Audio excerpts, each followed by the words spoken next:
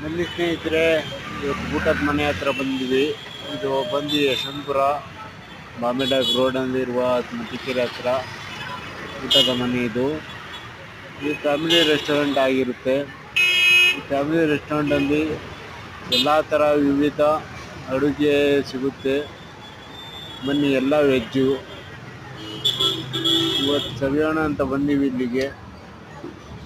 ಬನ್ನಿ ಹೋಗೋಣ, ಹಾಗೆ ನೋಡಿಕೊಂಡು ಬರೋಣ.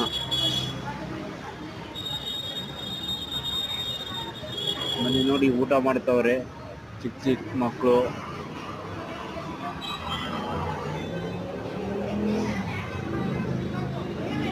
ಹಾಗೆ ನೋಡಿ, ಚಿಕ್ಕ ಮಕ್ಕಳು ಹೇಗೆ ಸವಿತಾವ್ರೆ, ದೊಡ್ಡವರು ಇದ್ದಾರೆ.